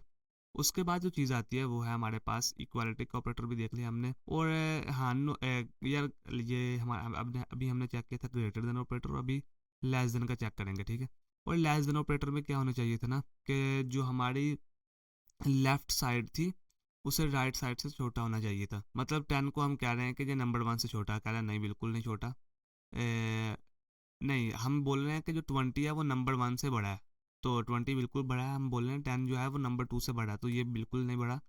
और 20 को बोल रहे हैं नंबर टू से बड़ा, तो ये भी सवाल पैदा ही नहीं होता कि नंबर टू से बड़ा हो ये। तो ये क्या करेगा, अभी तीसरी वैल्यू को ट्रू रिटर्न करेगा, क्योंकि नहीं सॉरी, दूसरी वैल्यू को ट्रू रिटर्न करेगा, ये दूसरा हमारे पास आ रहा है, क्योंकि यहाँ पर 20 जो हमारे पास नंबर वन मतलब 10 है उससे बड़ा ही है, तो ये यहाँ पे एक ही ट्रू स्टेटमेंट आती है यहाँ पे हमारे पास, ठीक है। और उसके बाद जो चीज़ आती है वो है हमारे पास ग्रेटर देन और इक्वल टू का ऑपरेटर, और इसको दोबारा से सिलेक्ट कर लूँगा मैं, और इसको सिलेक्ट करने का तरीका बहुत ही आसान है यार, मैं आपको बता चुका हूँ। तो यहाँ पे इक्वल आता है। अभी क्या करेगा ये, अभी ट्रू रिटर्न करेगा, या तो फिर जो हमारे पास नंबर वन है वो 10 के इक्वल हो, या फिर उससे बड़ा हो। और नंबर वन जो हमारे पास दूसरा लिखा है, दूसरी स्टेटमेंट है, इसमें भी यही सेम असूल अप्लाई होगा कि नंबर वन जो है वो या तो 20 के इक्वल हो, या फिर 20 से बड़ा हो। इसी तरह नंबर टू में क्या है, या तो नंबर टू जो हमारा है वो 10 के इक्वल हो, या फिर 10 से बड़ा हो। और नंबर 20 में भी यही सेम सीन है। लेकिन यहाँ पे मैं एक चीज़ आपको बता देना चाहता हूँ कि तीन वैल्यूज़ हमारे पास ट्रू आने वाली है, सिर्फ एक ही फॉल्स आएगी। और आप देखो पहली हमारे पास जो स्टेटमेंट है वो बिल्कुल ट्रू रिटर्न कर रही है, वन आ रहा है, और दूसरी फॉल्स रिटर्न कर रही है। दूसरी दोनों जो हमारे पास इसके बाद आ रही हैं वो क्या कर रही है, रिटर्न ट्रू कर रही है। उसकी रीज़न क्या है कि ये स्टेटमेंट ही ट्रू है। हम अगर देखें यहाँ पे चेक करें तो नंबर टू जो है हमारे पास वो क्या था, 20, और 20 क्या 10 से बड़ा है, ठीक है। और अगर दूसरी स्टेटमेंट में आऊँ तो नंबर 2 हमने बोला कि या तो फिर इसके बराबर होना चाहिए, इक्वल होना चाहिए, या फिर क्या होना चाहिए, इससे बड़ा होना चाहिए। तो आप देखो 20 के इक्वल ही होता है ना, तो ये क्या रिटर्न करवा रहा है हमारे पास, ये ट्रू रिटर्न करवा रहा है। उसके बाद लेस देन का आता है ऑपरेटर, और लेस देन में भी सेम ही सारा सीन होता है आपके पास। यहाँ पे मैं चेक करवा देता हूँ जल्दी से, और उसके बाद हम मूव करेंगे अपने नेक्स्ट ऑपरेटर की तरफ और चेक करेंगे कि ये क्या कहता है जी हमें। तो अभी यहाँ पे अगर मैं इसकी बात करूँ तो यहाँ पे हमने बोला नंबर 1 जो है वो या तो लेस देन होना चाहिए या फिर इक्वल होना चाहिए 10 के। तो ये बिल्कुल उसने कहा सही है, बिल्कुल। 20 को बोला या तो फिर बड़ा होना चाहिए या फिर इक्वल होना चाहिए नंबर 1 के, तो ये भी उसने कहा ठीक है। और 10 क्या है, ना तो इक्वल है और ना ही इससे नंबर 2 से बड़ा है, तो यहाँ पे इसने फॉल्स रिटर्न करवाया, बाकी सारी स्टेटमेंट पे इसने ट्रू रिटर्न करवाया। ये बिल्कुल हमारे जो जितने भी 6 के 6 ऑपरेटर से कंपैरिजन, उन सभी को हमने देख लिया, और इसके साथ जो हमारे कंपैरिजन ऑपरेटर हैं वो कंप्लीट होते हैं। खैर अभी देखते हैं हमारे पास कोई टास्क आ रहा है या नहीं। अगर टास्क आ रहा है तो फिर उसको करेंगे हम परफॉर्म, अगर नहीं आ रहा तो फिर आगे मूव करेंगे। और यहाँ पे हमारे पास कोई टास्क नहीं है, तो यहाँ पे भी आता है हमारे पास कंट्रोल फ्लो। अभी कंट्रोल फ्लो क्या है यार? Control flow refers to the order in which statement in our program are executed, और इसी पे हमारे चैप्टर का नाम है कि कंट्रोल फ्लो क्या है। कंट्रोल फ्लो आप बोल लो कि वो सीक्वेंस है, या फिर आप यही बोल सकते हो कि ये क्या करता है, कंट्रोल फ्लो रेफर करता है ऑर्डर को, किस ऑर्डर को, कि जिसमें हमारे पास जो स्टेटमेंट है वो एग्जीक्यूट होंगी। Typically statement are executed sequentially one after another. However, in certain situations, we may need to skip certain statement based on specific conditions. तो हमें क्या करना पड़ता है, बहुत दफ़ा कुछ स्टेटमेंट्स को स्किप करवाना पड़ता है। असल में पता क्या होता है कि जिस तरह यहाँ पे मैंने लिखी ना स्टेटमेंट्स, तो यहाँ पे आप देख रहे होगा कि यहाँ पे क्या होता है कि एक के बाद एक स्टेटमेंट, एक के बाद एक प्रिंट होती चली जाती है। लेकिन अभी यहाँ पे कंट्रोल फ्लो का यूज़ करके हम क्या कर सकते हैं, कुछ जो हमारे पास स्टेटमेंट होंगी उनको स्किप करवा सकते हैं on based on specific condition लगा के अगर ये कंडीशन हुई तो तुमने प्रिंट करवा देना, अगर नहीं हुई तो इसको स्किप करके आगे मूव कर जाना। तो ये काम जो हमारा होता है वो कंट्रोल फ्लो का होता है। कंट्रोल फ्लो इसी को बोलते हैं, ठीक है। This is where control flow come in to play. For instance let consider a scenario where we need to determine whether a student has passed or failed an exam. अभी यार यहाँ पे हमारे पास एक सिनेरियो आता है जिसमें हमने चेक करना है कि स्टूडेंट ने या तो फिर पास हुआ या फिर एग्जाम से फेल हुआ है। If the students grade is greater then or equal to 50, they are considered to have passed and the program should display a congratulations message. On the other hand, if the student grade is less than 50, they are considered to have failed and the program should display try again message. The program executes a specific set of instructions based on evaluation of the condition grade. हम यहाँ पे comparison operator का use करके बोलेंगे कि जो हमारे पास grade है वो या तो 50 से बड़ा होना चाहिए, ज़्यादा होना चाहिए, या फिर 50 के इक्वल होना चाहिए। तो असल में हमारे पास एक सिनेरियो आ रहा है जिसमें हमने स्टूडेंट से उसके ग्रेड के स्कोर पूछना है, एग्ज़ाम में जो उसका स्कोर आया था। और अगर जो है स्टूडेंट का जो ग्रेड है वो 50 से अबव है या फिर 50 है, तो हम कहेंगे एक ऐसा प्रोग्राम हमने लिखा कि जो अगर वो चेक करेगा कि अगर ग्रेड है जो है वो 50 है या फिर 50 से अबव है, तो फिर क्या प्रिंट करवाएगा, फिर प्रिंट करवाएगा ये congratulations you have passed the examination, ठीक है। और अगर ये 50 से कम है तो क्या बोलेगा, ट्राई अगेन, अभी दोबारा तुम ट्राई करो, ठीक है। In this context expression such as grade equal to और greater than 50 are referred to as boolean expression because they result in either true और फॉल्स, ठीक है। और बिल्कुल ये सही कह रहा है कि यहाँ पे हमारे पास क्या होगा, रिटर्न रिजल्ट जो होगा ट्रू और फॉल्स में ही होगा। अगर तो 50 से अबव है तो फिर क्या करेगा, ट्रू होगा, और अगर 50 से कम है तो क्या रिटर्न करेगा, ये फॉल्स रिटर्न करेगा। तो यहाँ पे जो हमारे पास एक और स्टेटमेंट आती है वो है इफ़ स्टेटमेंट, ठीक है। और इफ़ स्टेटमेंट क्या करती है, इफ़ स्टेटमेंट इन सी क्या काम करती है, the if statement is a control flow construct in see that allow the execution of set of statement only if a certain condition is true. ये आपने चीज़ जहन में रखनी है यार, ठीक है, कि जब भी हमारे पास कोई सर्टेन कंडीशन ट्रू होगी तो जो इफ़ है वो क्या करेगा, ट्रू रिटर्न करेगा, ठीक है। या फिर जो हमारा प्रोग्राम है वो क्या करेगा, वो जो उसके अंदर स्टेटमेंट होगी वो प्रिंट हो जाएगी, ठीक है। इफ़ के अंदर हम एक बूलियन एक्सप्रेशन लिखेंगे, ठीक है। इफ़ के साथ एक पैरेंथेसिस के अंदर बूलियन एक्सप्रेशन लिखेंगे, एक कंडीशन अप्लाई करेंगे। अगर तो वो कंडीशन हमारे पास होती है ट्रू, तो क्या करेगा ये रिटर्न जो भी इसके अंदर इफ़ के अंदर स्टेटमेंट होगी वो एग्जीक्यूट हो जाएगी, ठीक है। और अगर जो हमारे पास कंडीशन है वो फॉल्स होती है, तो जो भी इफ़ के अंदर स्टेटमेंट होगी वो एग्जीक्यूट नहीं होगी, ठीक है। तो मैंने आपको बहुत सिंपल तरीके से बता दिया। अभी इससे भी ज़्यादा एक्सप्लेन करेंगे हम जब इसके लिए कोड लिखेंगे, ठीक है। The Boolean expression is a test expression that evaluates to either true or false. If the Boolean expression is true, the statement inside the if block are executed. If it's false, the statement are skipped. ठीक है। अगर हमारे पास जो Boolean expression यहाँ पे लिखा है, इसके अंदर जो स्टेटमेंट है वो ट्रू होती है, तो ये क्या करेगा, प्रिंट करवा देगा स्टेटमेंट। अगर नहीं होती तो यहाँ पे ये प्रिंट नहीं करवाएगा। तो अभी यहाँ पे मैं लिखूँगा इफ़ डॉट सी, और अभी यहाँ पे इसके लिए भी हम चेक कर लेते हैं कि किस तरह से काम करता है। तो यहाँ पे क्या करेंगे, सी लिखेंगे, सी कोड, और यहाँ पे अभी क्या करना है, हमें चेक करना है कि ये काम करती है या नहीं सही से। और अभी यहाँ पे मैं एक वेरिएबल क्रिएट करूँगा इंट। इसकी एग्जांपल देख रहे हैं अभी हम असल में ना, इंट, और यहाँ पे लिखूँगा स्टूडेंट, स्टूडेंट ग्रेड लिख लेते हैं। हम एक वेरिएबल क्रिएट कर रहे हैं स्टूडेंट ग्रेड, और यहाँ पे सेमीकोलन लगा देंगे, ठीक है। और यहाँ पे ग्रेड जब भी शुरू होगा मैं कैपिटल केस से करूँगा। मैं आपको पहले बता चुका हूँ वेरिएबल नेम रखते हुए कि हम यहाँ पर कैमल केस का यूज़ करेंगे। इंट स्टूडेंट ग्रेड हमने बोला, एक वेरिएबल क्रिएट किया, और इसके बाद प्रिंट एफ आएगा। प्रिंट एफ में क्या करना है, हमने प्रिंट करवाना है कि हम कहेंगे यूज़र को कि एंटर ग्रेड, एंटर ग्रेड बोल लो या फिर स्कोर बोल लो, जो भी बोलोगे। हमें तो असल में उसको समझाना है कि तुमने यहाँ पे क्या करना है, और उसके बाद सेमीकोलन लगा देना है। और इसके बाद स्कैन एफ का यूज़ करना है। स्कैन एफ का आपको पता है कि किस लिए यूज़ किया जाता है, यूज़र से इनपुट लेने के लिए।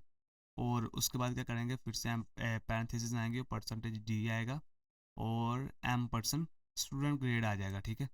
तो इसके बाद स्टूडेंट ग्रेड भी हमारे पास आ गया। और अभी क्या करना है, इफ़ स्टेटमेंट आएगी हमारे पास। तो इफ़ स्टेटमेंट का असल में जो स्ट्रक्चर होता है वो कुछ इस तरह से होता है। जनरल जो सिंटैक्स है वो अभी हम देख भी चुके हैं कि यहाँ पे कंडीशन आएगी। कंडीशन में हमने क्या करना है, हम कहेंगे स्टूडेंट जो ग्रेड है वो क्या होना चाहिए, या तो फिर इक्वल होना चाहिए या फिर ग्रेटर होना चाहिए किससे, या ग्रेटर होना चाहिए या फिर इक्वल होना चाहिए 50 के। तो अगर ये इक्वल है या फिर ग्रेटर है 50 के, तो क्या करना चाहिए, इसको प्रिंट एफ, हम बोलेंगे कि प्रिंट करवाओ तुम के congratulations, congratulations, congratulations you have pass the examination, ठीक है। कॉन्ग्रेचुलेशंस, और उसके बाद हम बोलेंगे कि यहाँ पे एक मरतबा मैं ना \n लगा दूंगा, और इसके बाद आएगा प्रिंट एफ, और इसके बाद यहाँ पे क्या आएगा, you have pass the examination, pass the examination, और बस यहाँ पे इसी को लिखना था मुझे, you have pass the examination. और अभी क्या करना है, मुझे इसको चेक करना है। अभी इसको मैं रन करूँगा, इस प्रोग्राम को चेक करते हैं किस तरह से काम करता है, लेकिन उससे पहले एक मरतबा कंपाइलर को क्लियर कर लूँगा फिर से।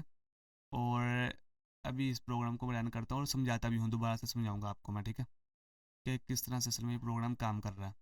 और यहाँ पे कह रहा है जी एंटर ग्रेड, ग्रेड एंटर करो, तो मैं ग्रेड एंटर कर देता हूँ। मैं कहता हूँ जी हमारा जो ग्रेड है वो है 50, जी पूरा पूरा ही आया, ठीक है, 50 आया।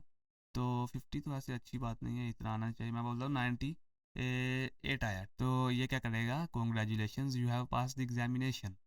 इसने क्या किया, असल में हमने बोला यूज़र से कि वो क्या करेगा, कि हमने वेरिएबल क्रिएट किया इंट स्टूडेंट ग्रेड, और उसके बाद हमने प्रिंट करवाया आउटपुट, हमने प्रिंट करवाया जो कि स्क्रीन पर दिखाया हमने यूज़र को कि तुमने यहाँ पे क्या करना है, ग्रेड एंटर करना है। उसके बाद हमने एक स्कैन एफ स्टेटमेंट का यूज़ करते हुए यूज़र से इनपुट लेके स्टूडेंट जो ग्रेड हमारा वेरिएबल था इसमें स्टोर करवा दिया। अभी जब इसमें स्टोर हो गया तो यहाँ पे आके क्या किया, इसने चेक किया इस जो स्टूडेंट ग्रेड वेरिएबल था इसमें जो वैल्यू स्टोर हुई इसने कंपेयर की 50 के साथ, और इसने चेक किया कि ये 50 से बड़ा है या नहीं, जो भी वैल्यू यूज़र ने एंटर की वो 50 से ज़्यादा है या नहीं। अगर तो 50 से ज़्यादा है तो क्या करो, तुम प्रिंट करवाओ ट्रू, ठीक है, असल में स्टेटमेंट होगी ट्रू। और अगर यहाँ पे ये 50 से कम है तो स्टेटमेंट होगी फॉल्स।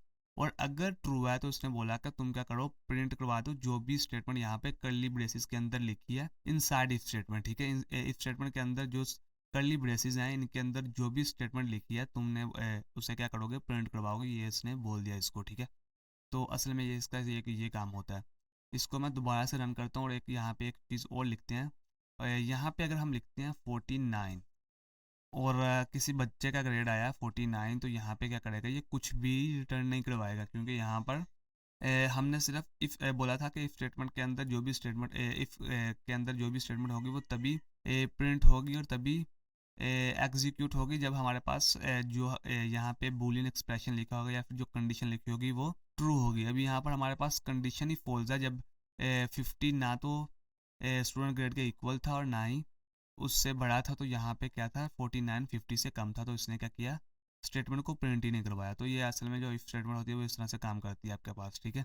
और उसके बाद यहाँ पे एक चीज़ और आती है यार, और वो जो चीज़ है वो है कि ये इसने, अच्छा ये सारी चीज़ें वही यहाँ पे लिखी है जो मैं आपको बता चुका हूँ, लेकिन उस चीज़ को बताने से पहले मैं यही चेक करना चाह रहा था कि यहाँ पे हमारे पास कोई टास्क है या नहीं। तो यहाँ पे हमारे पास एक चैलेंज आया कि हमने एक प्रोग्राम लिखना है, create a program to determine whether a person is eligible to vote based on their age। ठीक है, यूज़र से उसकी एज पूछनी है और चेक करना है जी कि ये एलिजिबल है या नहीं वोट के लिए। तो यहाँ पर हम क्या करेंगे, टास्क लिख दूंगा मैं, टास्क 1 हमारे चैप्टर का टास्क 1 है, और डॉट सी लिखूंगा मैं यहाँ पे। और यहाँ पे क्या आएगा हमारे पास, सी कोड आएगा, और सी कोड के अंदर क्या करना है हमें, यहाँ पे सबसे पहले मैं लिखूँगा इंट एज, और जल्दी से यहाँ पे प्रिंट एफ करके यूज़र से पूछेंगे अपनी एज एंटर करो जल्दी से भाई। प्रिंट आएगा एफ, और उसके बाद क्या आएगा, यहाँ पे एंटर एज, एज, और उसके बाद कोलन आएगा, और इसके बाहर निकल के आएगा सेमी कोलन हमारे पास। नहीं तो ये बेचारा रोता रहेगा, वो कहेगा एरर तुम जनरेट कर रहे हो, स्कैन एफ आएगा, उसके बाद क्या आएगा, परसेंटेज डी एंड एज आ जाएगा। और इसी के साथ इसके बाद यहाँ पे आएगी हमारे पास इफ़ स्टेटमेंट, और इफ़ स्टेटमेंट के अंदर जो हमारी कंडीशन रहेगी ना वो होगी कि एज क्या होनी चाहिए, 18 से 18 के 18 जो 18 के इक्वल होनी चाहिए, और या फिर 18 से कम होनी ज़्यादा होनी चाहिए। तो 18 के इक्वल हो या फिर 18 से हमारे पास अबव हो, तो क्या करेगा, ये रिटर्न करेगा you are eligible to vote. ठीक है, प्रिंट एफ हम करेंगे, यहाँ पे स्टेटमेंट यूज़ करेंगे प्रिंट एफ एंड, और यहाँ पे क्या करेंगे, प्रिंट करवाएंगे हम क्या, यू यू कैन वोट। ठीक है, बस ये लिख दूंगा, यू कैन वोट या फिर you are eligible to vote, और यू कैन वोट, बस यही लिखूंगा मैं, और सेमी कोलन लगा दूंगा यहाँ पे। और अभी हमें चेक करना है कि ये क्या प्रिंट करवाता है और ये क्या करवाता है। और यहाँ पे इसको मैं सेव करूँगा और एक दफ़ा, और इसको प्रिंट करवाते हैं, और ये हमें एज का बोल रहा है, एज एंटर करने का। हम एज एंटर करेंगे, हम कहेंगे जी 18 है, तो क्या कहेगा, यू कैन वोट। ठीक है, लेकिन क्वेश्चन ये है यहाँ पे कि अगर मैं एज एंटर करता हूँ अपनी 17, तो फिर भी ये कुछ प्रिंट नहीं करवाता। ठीक है, तो ये जो हमारे पास प्रोग्राम है वो एक कंडीशन के लिए तो सही चल रहा है, लेकिन जब हम अगर कंडीशन ट्रू नहीं होती तो फिर ये बिल्कुल आप ये समझ लो कि अंधा हो गया, अभी इसको कुछ नज़र नहीं आ रहा और ये कुछ भी प्रिंट करवाने के काबिल नहीं है अभी। ठीक है, तो हमें क्या करना पड़ेगा, इसको सेट करना पड़ेगा इस चीज़ को। और इस चीज़ को सेट करने के लिए अभी हम क्या यूज़ कर सकते हैं, फिर से इफ़ स्टेटमेंट का यूज़ कर सकते हैं। ठीक है, तो अगर हम अपनी जो पिछली जो एग्जाम्पल हमने स्टूडेंट ग्रेड वाली देखी, तो हम क्या कर सकते हैं कि अगर ये तो हमारे पास स्टूडेंट ग्रेड है वो 50 के इक्वल, और इसमें भी हमने क्या देखा था कि अगर जब हम 50 से कम करते हैं ना, तो क्या करता है, ये कुछ भी रिटर्न नहीं करवाता। तो ये कोई अच्छी चीज़ नहीं है। यही यही चीज़ यहाँ पे डिस्कस की जा रही है कि इफ़ ही या फिर she falls the exam fails the exam nothing is printed. ठीक है, तो अभी यहाँ पर क्या कर सकते हैं, हम इसको इजीली चेंज कर सकते हैं स्टेटमेंट का यूज़ करते हुए। हम बोलेंगे कि यहाँ पे अगर स्टूडेंट का ग्रेड 50 या फिर इससे एक अबव है, तो फिर कॉन्ग्रेचुलेशन का मैसेज शो करवाए, और अगर नहीं है तो फिर क्या करें, sorry you failed the examination. तो अभी आएंगे हम अपने कोड की तरफ दोबारा वापस, और यहाँ पे आके क्या करेंगे, इफ़ स्टेटमेंट के अंदर आएंगे, और इफ़ स्टेटमेंट के अंदर जो हमारा कोड था उसको क्या इसके अंदर क्या करेंगे, दोबारा से एक और इफ़ स्टेटमेंट लिखेंगे, और इधर क्या करना है हमें, हम बोलेंगे कि स्टूडेंट ग्रेड अगर क्या है, अगर है तो है हमारे पास जो लेस देन है, किसके लेस देन है हमारे पास 50 के, तो क्या प्रिंट करवाना है, यहाँ पे हमें वो भी सेट करना पड़ेगा। हम बोलेंगे प्रिंट करवा दो तुम प्रिंट एफ, और प्रिंट क्या करवाना है, सॉरी हम प्रिंट करवाएंगे सॉरी क्या किया तुमने, तुमने बहुत बड़ा नुकसान कर दिया है, तुम यू फेल द एग्जामिनेशन, ठीक है। और यहाँ पे फिर से प्रिंट एफ आएगा, ठीक है। और प्रिंट एफ के अंदर क्या करेंगे हम, यू फेल्ड, और इन्वर्टेड कोमास किसने लगाने थे,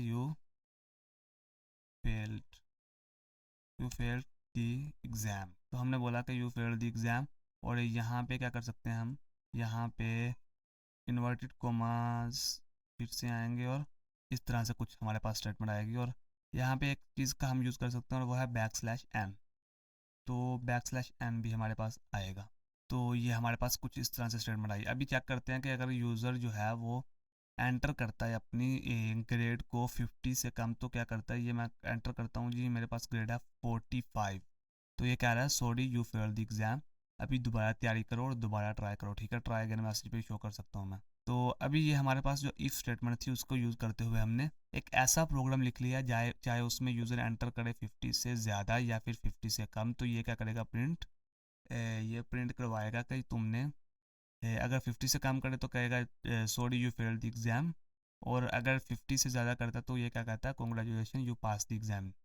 तो इसके बाद जो चीज़ आती है, now we have added another condition student grade to show different message if the student failed the exam by using multiple if statement we can handle different cases based on condition। लेकिन यार ये हमारे पास कोई अच्छी practice नहीं है कि हम बार बार इस तरह से कंडीशन लिखें। तो अभी हमारे पास क्या आता है, एल्स क्लोज आता है। एल्स क्लोज में क्या कर सकते हैं, the if statement can have an multiple an optional else close, it is syntax. If के अंदर हम क्या कर सकते हैं, एल्स क्लोज का यूज़ कर सकते हैं। और एल्स क्लोज के में क्या होगा कि जो हम कंडीशन दोबारा लिख के ये काम कर रहे हैं ना, इसके बगैर ही काम कर सकते हैं। अभी मैं ये भी बताता हूँ कि किस तरह से कर सकते हैं। यहाँ पर हमारे पास इसका सिंटैक्स पहले देख लो, पहले आता है इफ और बूलियन एक्सप्रेशन आता है, उसके बाद कर्ली ब्रेसेस आते हैं जिसके अंदर स्टेटमेंट रहती है, और उसके बाद आता है एल्स, और उसके बाद कर्ली ब्रेसेस आती है और उसके अंदर स्टेटमेंट रहती है। लेकिन जो बूलियन एक्सप्रेशन है, अगर वो ट्रू है तो इफ़ के अंदर जो स्टेटमेंट वो प्रिंट होगी, अगर बूलियन एक्सप्रेशन ट्रू नहीं है तो जो एल्स के अंदर स्टेटमेंट है वो प्रिंट होगी। यहाँ पर किस तरह से ये काम करेगा वो भी लिखा हुआ है। If Boolean expression is true, the statement inside the if block are executed, the statement inside the else block are skipped। तो ये क्या होगा, इसको skip कर देगा। और यही हमने चीज़ पढ़ी थी शुरू में कि हम डिसीजन बनाएंगे और कुछ स्टेटमेंट को स्किप करवाएंगे कंट्रोल फ्लो में बेस्ड ऑन सर्टेन कंडीशंस, ठीक है। तो अभी यही हमारे पास चीज़ आ गई। अगर तो हमारे पास इफ़ ब्लॉक के अंदर जो इफ़ जो बुलियन एक्सप्रेशन वो ट्रू है, तो फिर इफ़ ब्लॉक के अंदर जो स्टेटमेंट वो एग्जीक्यूट होगी। अगर नहीं है तो फिर क्या होगा कि अगर फॉल्स आए बुलियन एक्सप्रेशन, तो स्टेटमेंट जो इनसाइड द इफ ब्लॉक है वो स्किप्ड होगी, वो एग्जीक्यूट नहीं होगी, लेकिन जो एल्स ब्लॉक के अंदर है वो एग्जीक्यूट हो जाएगी। और अभी हमें यहाँ पर कोई कंडीशन दोबारा से लिखने की भी ज़रूरत नहीं है। तो इसको जो हमारे पास एक प्रॉब्लम चला आ रहा था, इसको भी अभी इससे हम सोल्व कर सकते हैं। और यहाँ पे अभी मैं इसको प्रिंट करके क्या कर सकता हूँ, यहाँ पे एल्स का यूज़ करके, सिर्फ एल्स का यूज़ करके यहाँ पे आता है हमारे पास एल्स, तो एल्स का यूज़ करके ये सारा काम वो कर सकता हूँ जो मेरे पास इफ़ दोबारा यूज़ करके हम स्टूडेंट ग्रेड लिख रहे थे। तो अभी मैं जब दोबारा से इसको चेक करता हूँ, और ये फिर से हमारा कंपाइलर क्लियर करना पड़ेगा, और यहाँ पे इसको चेक करूँगा मैं ये किस तरह से प्रिंट करता है और क्या। अभी जब मैं एंटर करता हूँ जी, मेरा ग्रेड है 45, तो ये क्या कहेगा, sorry you fail the exam, ठीक है। तो ये फिर भी वही चीज़ रिटर्न करवा रहा है जो हमारे पास पहले इफ स्टेटमेंट में करवा रहा था, ठीक है। तो ये एक बहुत अच्छी चीज़ है। आप इफ़ एल्स स्टेटमेंट को यूज़ करके इस तरह से अपना टाइम सेव कर सकते हो और बार बार कंडीशन लगाने से भी बच सकते हो। तो ये हमारे पास एल्स क्लोज ने वही सेम काम किया जो इफ़ स्टेटमेंट दोबारा हमारे पास कंडीशन लगा के कर रही थी। तो ये आपके पास एक टाइम सेविंग टेक्निक हो सकती है, तो आप इस तरह से इसे यूज़ कर सकते हो। और अभी हमारे पास जो आता है वो है चैलेंज आता है एलिजिबिलिटी टू वोट। और वही सेम चीज़ के यार, अगर यहाँ पे 18 से कोई अबव एंटर करता है तो तुमने प्रिंट क्या करवाना, you are eligible to vote, if not print the person can not vote. तो अभी यहाँ पे आएंगे टास्क नंबर 1 में। असल में ये टास्क 2 है हमारे पास, लेकिन टास्क 1 में इसको हम करेंगे ख़त्म। और यहाँ पे हम क्या करेंगे, you are eligible to vote आ रहा था, तो सेम कहेंगे टास्क जो है इसकी माननी पड़ेगी, you are eligible to vote. और अगर एल्स है, इसके अलावा कोई चीज़ है, तो हम क्या कहेंगे, एल्स आता है और हम क्या कहेंगे, ये प्रिंट करवाना है तुमने इसका, अच्छा एल्स के साथ कंडीशन यूज़ कर देना, ठीक है, एल्स के साथ कंडीशन यूज़ करते हैं हम। तो अगर एल्स आ रहा तो हम क्या कहेंगे, यू प्रिंट एफ तो पहले लिखे ना, फिर उसके बाद जो भी कहना होगा कह लेंगे। और यहाँ पे क्या करेंगे, यू कैन नॉट वॉच, ठीक है, यू कैन नॉट वॉच। और इसके बाद क्या आएगा, सेमी कोलन आएगा यार हमारे पास, सेमी कोलन आएगा और इसको इसको सेव मारूंगा मैं। और इसके बाद इसको रन करेंगे और यहाँ पे आ रहा है एंटर एज, और मैं एंटर करता हूँ एज 16 और ये बोलेगा यू कैन नॉट वोट। तो मैं क्या कहूँगा, रोना शुरू कर दूंगा कि मैं क्यों नहीं वोट कर सकता, लेकिन मैं क्यों रहूँ, मेरी एज तो 16 है ही नहीं, मैं तो 18 से बड़ा हूँ। तो ये मेरे पास एक बहुत ही अच्छी चीज़ है कि मैं वोट कर सकता हूँ अपनी मर्जी के बंदे को। तो अभी आते हैं common issues that trouble beginners, कैसे कैसी बातों में बढ़ गया मैं। तो अभी आते हैं वो वाले इश्यूज जो बिगनर्स, अगर आप एक बिगनर हो तो आपको फेस करने पड़ सकते हैं। पहला होता है कि using condition with an else block. आप एल्स ब्लॉक के साथ कंडीशन को यूज़ कर सकते हो, जिस तरह मैंने अभी आपको बोला कि एल्स ब्लॉक के साथ कंडीशन को यूज़ नहीं करना है भाई। तो एल्स क्लोज के साथ कंडीशन को यूज़ करोगे तो क्या करेगा, ये एरर जनरेट करेगा। और इस लाइन को हम क्या कर सकते हैं, यहाँ पे अगर मैं, आप नहीं यकीन आता आपको तो आपको करके दिखा भी देता हूँ। मैं कहता हूँ जी एज लेस देन 18, तो तुमने फिर प्रिंट करवाना, तो ये एरर आ जाना चाहिए मेरे पास। अगर यहाँ पे ये देखो आप, यहाँ पे एरर आ गया, ये जो नीचे रेड लाइन आ रही है, इसी चीज़ की अलामत है। और यहाँ पे देखो जो हमारे पास फाइल का नेम था वो भी रेड हो गया। और इसको जब मैं रन करूँगा तो ये देखना कंपाइलर भी मेरा कंप्लेन करेगा, अरे गलती कर रहे हो तुम, बोल रहा है। तो ये क्या करना है, हमें इस गलती से बचना है। और कंपाइलर को क्लियर कर दूंगा मैं अपने। और इसके बाद यहाँ पे आता हूँ और ये जो हमारे पास एल्स के साथ कंडीशन थी इसको रिमूव करूँगा। तो फिर से ये बिल्कुल उसी तरह खुश हो जाएगा जिस तरह से इससे होना चाहिए था, तो और ये सही से काम करेगा। तो आपने एल्स कंडीशन के साथ, जो एल्स के साथ कंडीशन कोई भी यूज़ नहीं करनी। और जो दूसरी चीज़ गलती करते हैं वो else close without an if statement. आपने इफ स्टेटमेंट के बगैर भी एल्स क्लोज को यूज़ नहीं करना। तो एल्स क्लोज को आप इफ स्टेटमेंट के बगैर यूज़ नहीं कर सकते हो, ये भी आपने चीज़ ध्यान में रखनी है, ठीक है। उसके बाद आता है statement between if and else.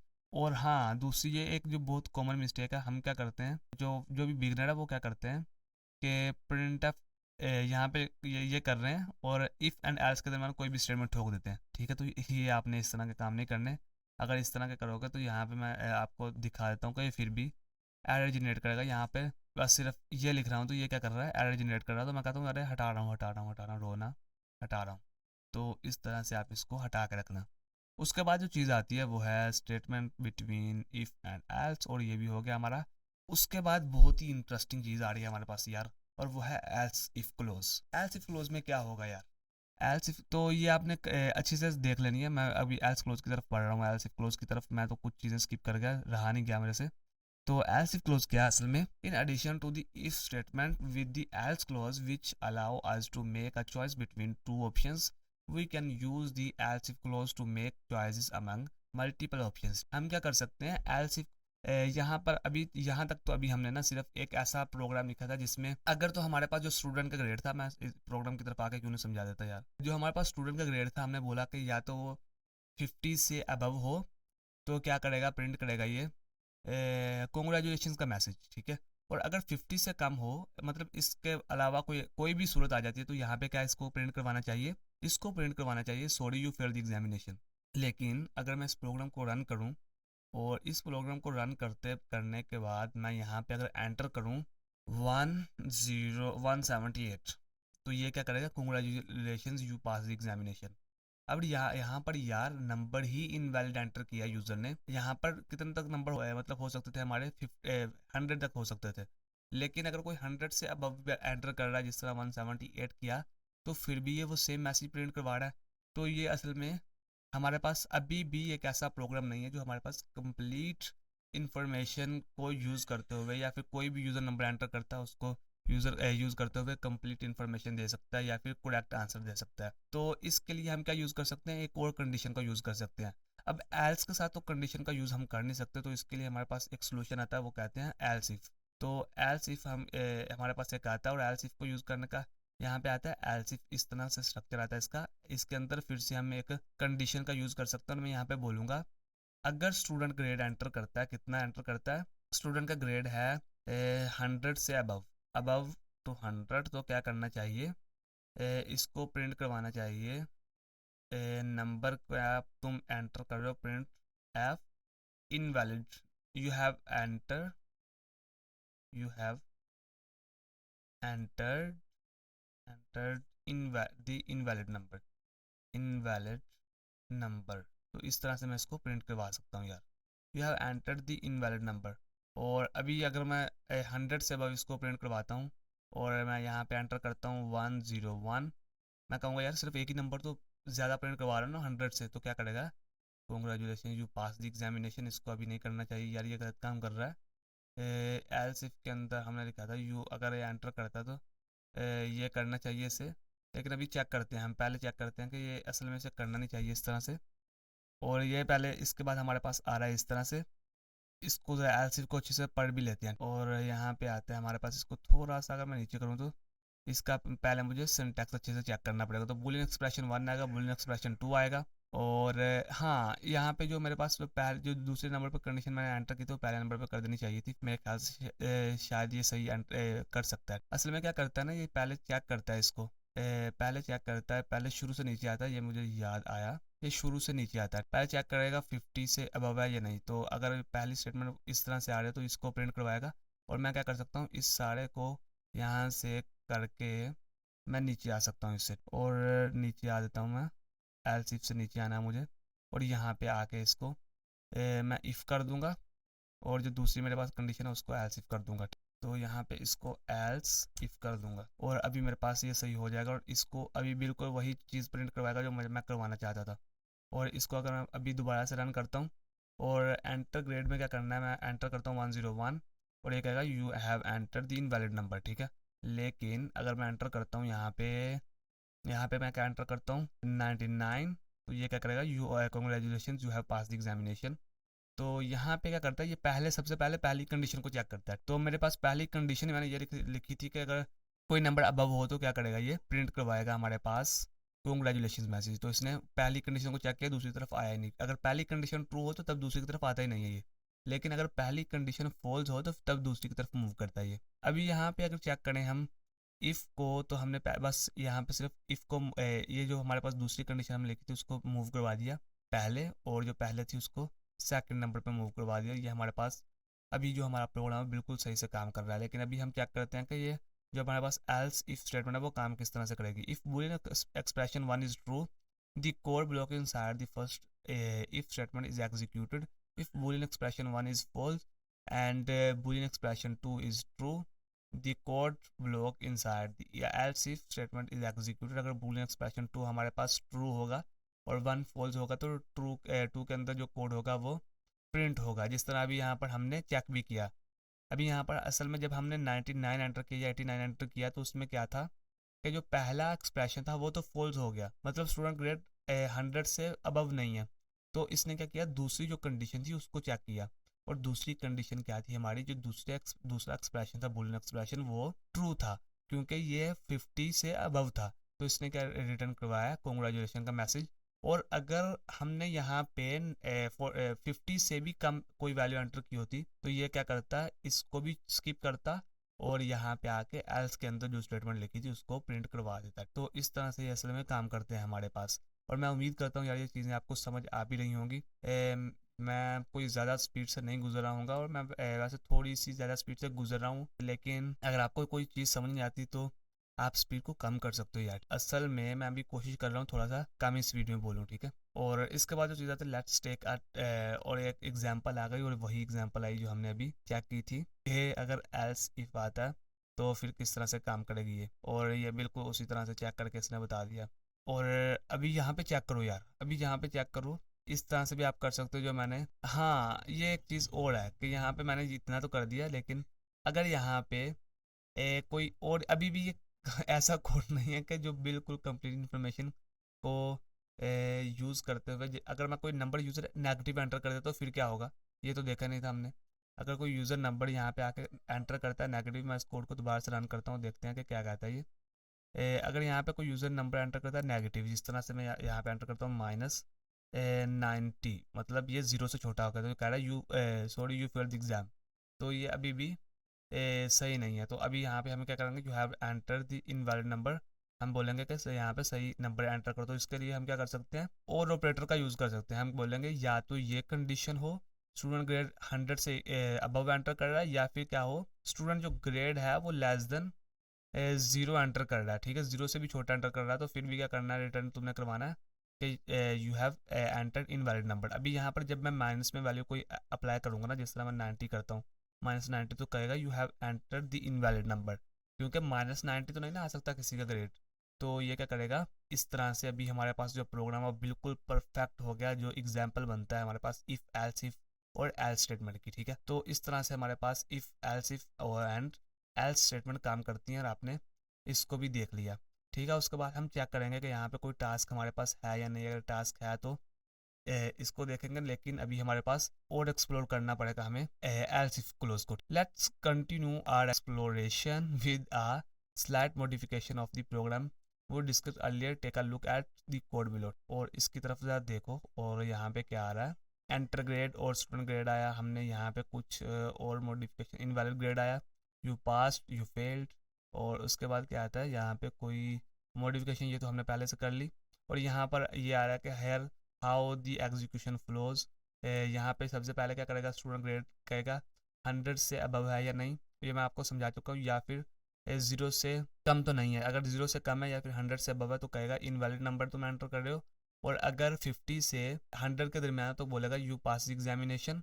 और अगर हमारे पास है 50 से 0 के दरमियान तो क्या कहेगा, यू फेल द एग्जाम। और यहाँ पर आ रहा है हमारे पास एक चैलेंज, चेक पॉजिटिव और नेगेटिव और zero. Here's a challenge for you. Create a program to determine whether a number is positive, negative or zero.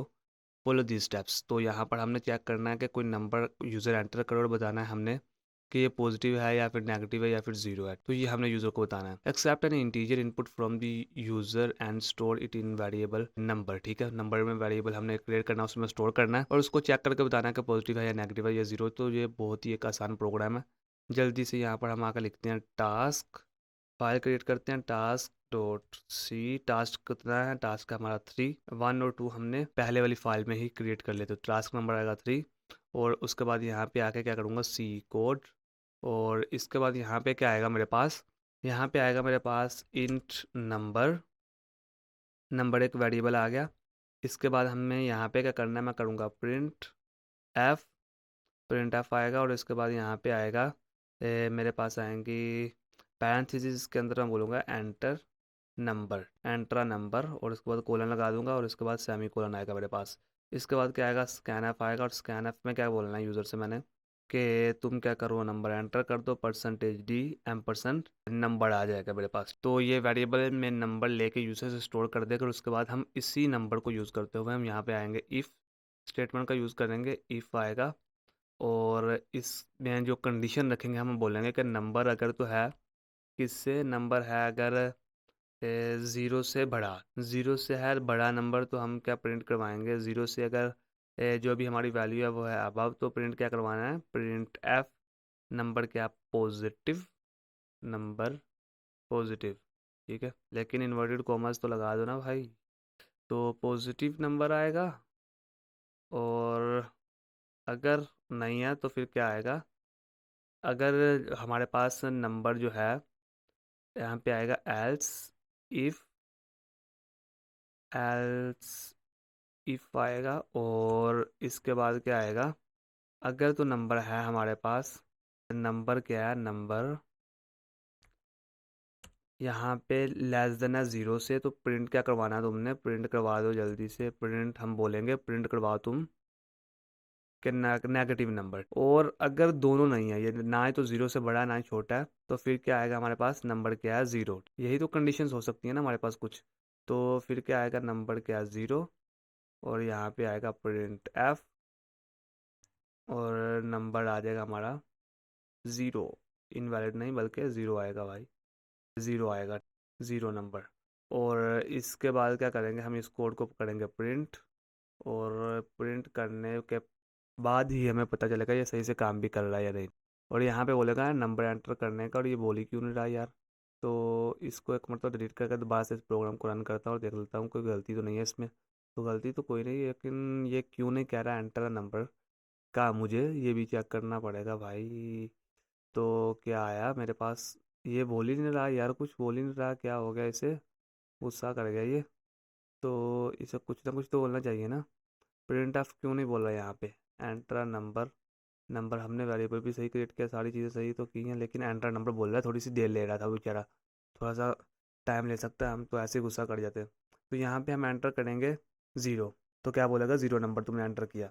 लेकिन इसकी जगह पे अगर हम एंटर करें, इसी की जगह पे अगर हम एंटर करें, क्या करें, एंटर 1 कर दें, ठीक है, 1 करके देखते हैं, या फिर -9 करते हैं, -9 करते हैं। जल्दी से हो जाए यार, तूने इतना टाइम लेना क्यों शुरू कर दिया।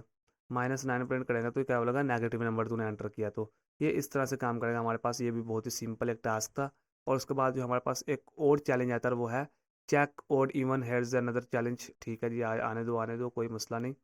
Weather number is odd or even, ये चेक करके बताना है कि नंबर ओड है या फिर इवन। जल्दी से मैं यहाँ पर एक न्यू फाइल बनाऊंगा, टास्क 4 आएगा हमारे पास .c, और इसके बाद आएगा सी कोड।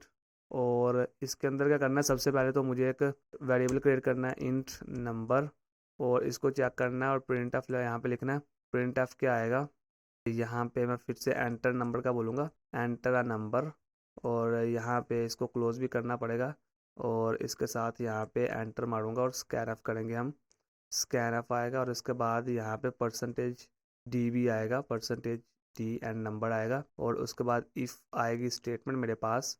और इफ़ के अंदर क्या बोलना है मुझे, मैं जो भी मैंने नंबर स्टोर करवाया था मैं बोलूँगा नंबर, अगर तो मेरा है नंबर क्या, यहाँ पे मॉडुलस ऑपरेटर का यूज़ करूँगा, ठीक है। मैं बोलूँगा नंबर कितना है 2, यहाँ पे चेक करना है कि नंबर अगर 2 है, ठीक है, ये असल में रिमाइंडर फाइंड करके देगा मुझे। और अगर मैं बोलूँगा नंबर 2 है, और अगर यहाँ पे देखो ना तो ये भी यही बोल रहा है चीज़, तो नंबर 2 है, और उसके बाद रिमाइंडर आता है मेरे पास 0, तो मैं बोलूँगा ये क्या है मेरे पास, प्रिंट करवा देना तुम, प्रिंट एफ के नंबर क्या है, चेक करना था, नंबर इज़ ओड, ओड, ठीक है ना, ओड मैं प्रिंट करवा दूँगा यहाँ पे सिर्फ। और ये इवन, सॉरी, इवन प्रिंट करवाना है, ये क्या है, इवन, और इवन नंबर, और यहाँ पे सेमी कोलन लगा दूंगा मैं। तो सेमी कोलन लगाना भी तो ज़रूरी है। और उसके बाद आएगा एल्स, तो यहाँ पे एल्स इफ नहीं आएगा, अब सिर्फ एल्स आएगा, ठीक है। और एल्स के अंदर क्या करना है मुझे, एल्स के अंदर प्रिंट कराना है प्रिंट एफ, और प्रिंट एफ के अंदर क्या करना है, नंबर आएगा हमारे पास यहाँ पे ओड नंबर, और इसको ज़रा पे सेव करूँगा मैं, और चेक कर लेते हैं कि ये वाकई में सही बता रहा है या नहीं। तो जब मैं एंटर करता हूँ यहाँ पे 7, तो बोलेगा क्या है, ओड नंबर है ये, इवन नंबर बोल रहा है ये। तो ओड नंबर यहाँ पे मुझे करना था असल में, यहाँ पे आएगा ओड नंबर, और यहाँ पे नीचे आएगा इवन। अभी इवन यहाँ पे आ जाएगा, इवन नंबर। और दोबारा से इस प्रोग्राम को रन करता हूँ, और अभी ये सही बताएगा सारी चीज़ें। तो यहाँ पे मैं आकर चेक करता हूँ 7, और ये बोल रहा है ओड नंबर है, ठीक है, बिल्कुल ओड नंबर है। और अगर मैं यहाँ पे इवन नंबर को एंटर करता हूँ तो ये चेक करते हैं कि ये इवन भी बताता है या नहीं। तो यहाँ पे अगर मैं एंटर करता हूँ 8, तो बोलेगा इवन नंबर है, तो बिल्कुल सही बता रहा है ये सारी चीज़ें यार, ठीक है। तो ये मेरे पास ये भी हो गया।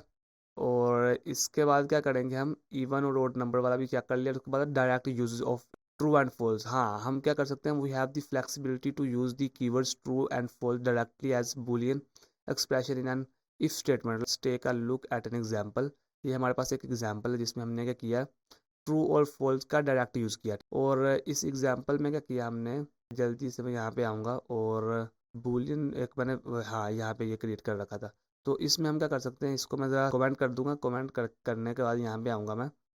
और एक चीज़ मैं कर सकता हूँ कि इंट आए मेरे पास, और हाँ, मैं इसको यार कॉपी भी कर सकता हूँ यार, इसको मैं इंट मैंने तो पहले से लिखा था, मैं इस सारे को कॉपी करके ना यहाँ पे अपना टाइम सेव कर सकता हूँ, क्योंकि ये एक ऐसी चीज़ नहीं है कि जिसमें कोई ज़्यादा क्रिटिकल चीज़ यूज़ हो रही है। तो यहाँ पे मैं क्या कर सकता हूँ, इंट विंट कुछ नहीं चाहिए मुझे, इसको तो क्लोज़ करूँ मैं।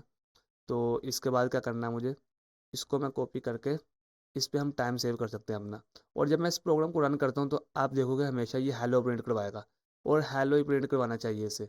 असल में ये क्या है, ये जल्दी से प्रिंट हो जाए एक दफ़ा, तो ये टाइम ले रहा है अभी प्रिंट होने में ना, तो थोड़ा सा मुझे इसे रेस्ट भी करवाना पड़ेगा। तो असल में मैं आपको बता देता हूँ कि आप चेक कर लेना, ये हेलो ही प्रिंट करवाएगा, और इसके हेलो प्रिंट करवाने की ये हमेशा ट्रू रहेगा। The boolean expression true always evaluates the true, therefore the body of the if statement is always executed and the else body is always skipped। तो बाय डिफ़ॉल्ट क्या होता है कि हमेशा जो अगर ट्रू और फॉल्स का यूज़ करते हैं हम, तो जो ये हमेशा ट्रू ही वैल्यूएट्स करवाता है, और जो भी बॉडी इफ के अंदर होती है वो प्रिंट करवा देता है, जो एल्स के अंदर होती है वो स्किप करवा देता है। और इसी तरह यहाँ पे हमारे पास ये इक्वल होता है, ये किसके, प्रिंट ऑफ हेलो वर्ल्ड के। तो ये जो हमने प्रोग्राम लिखा ना बी, तो ये किसके इक्वल है, ये प्रिंट ऑफ हेलो के, तो ये हेलो प्रिंट करवाएगा यहाँ पे। और यहाँ पे हम क्या कर सकते हैं, डायरेक्ट इसको रिप्लेस कर सकते हैं 1 और 0 से। जिस तरह मैं एक बार तो प्रिंट करवा कर दिखा दूँ आपको, ये वाकई इस तरह से काम भी करता है या नहीं, मैं बात ही कर रहा हूँ आपके साथ। तो यहाँ पे मैं क्या कर सकता हूँ, एक चीज़ और कर सकता हूँ, उतनी देर में कर लेता हूँ जितना देर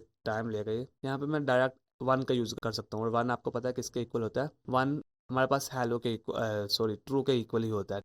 और जैसे मैं इस प्रोग्राम को रन करता हूँ अभी, तो आप देखोगे ये क्या रिटर्न करवाएगा, ये रिटर्न करवाएगा मेरे पास हेलो। ठीक है, इसने दोबारा से हेलो रिटर्न करवाया, और इसकी रीज़न क्या है, इसकी रीज़न यही है कि जो हमारे पास 1 है वो किसके इक्वल है, वो है ट्रू के इक्वल। तो आप इसका डायरेक्ट यूज़ भी कर सकते हो। तो उसके बाद आता है, जल्दी से इसके कॉन्सेप्ट को एक मरतबा से रिवाइज कर लेते हैं, समराइज कर लेते हैं। तो सबसे पहले जो हमारे पास इफ स्टेटमेंट थी, enables us to perform conditional branching based on boolean expressions. तो हमें जो इफ स्टेटमेंट है वो इनेबल करती है कि हम कंडीशनल ब्रांचेस बना सकें इसकी बूलियन एक्सप्रेशन को यूज करते हुए। ठीक है, if the boolean expression evaluates to true, the body of the if statement is executed.